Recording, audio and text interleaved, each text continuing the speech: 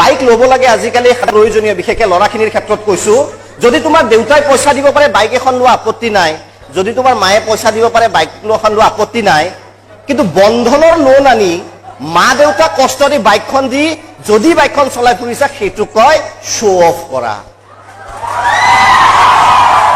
সেইটো নকৰিবা। কিয় নকৰিবা? মই কৈছো নহয়, এইখিনি জীৱনৰ আটাইতকৈ গুৰুত্বপূৰ্ণ সময়। সেই যে দিনত তুমি বাইকখন চলাই শ্ব' অফ কৰি গলা, ৰাতি যেতিয়া ঘৰত বিচনাত শুবা, আনক নহলেও তুমি নিজৰ মনত কষ্ট পাবা যে 10 তাৰিখ অহাৰ লগে লগে মোৰ মায়ে বন্ধনৰ সুতৰ পইচা দিব লাগিব, তোমাৰ টোপনিত তুমি চট ফটাবা।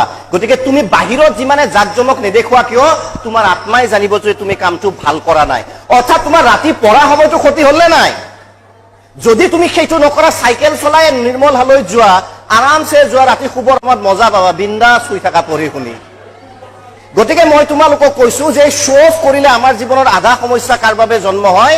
আমি আজিকালি শ্ব' অফ কৰিব শিকিছো। নহয়, তোমাক যোনে ভাল পায়, তুমি যি স্বৰূপত আছা, তুমি বাইক লৈ আহা, তুমি খোজকাঢ়ি আহা, তুমি চাইকেলে লৈ আহা, সি তোমাক অন্তৰেদি সদায় ভাল পাব, শ্ব' অফেদি ভাল নাপায়।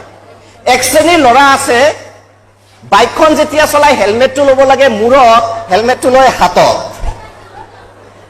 তাৰ পিছত প্ৰব্লেমটো ক'ত হয়? মানে মই শ্ব' অফ কি কৈছো যে নৰ্মেলি বাইকখন চলাই যোৱা আপত্তি নাই, বাইকখন যেতিয়া চলাই যোৱা হয় চাব লাগে আগফালে, কিন্তু বাইকখন চাই এইফালে। মানে মানুহে ক'ৰবাত দেখছি নেকি মোক? কেনেবা হেণ্ডচাম ফিল কৰি আছে মানুহবিলাকে মোক দেখি।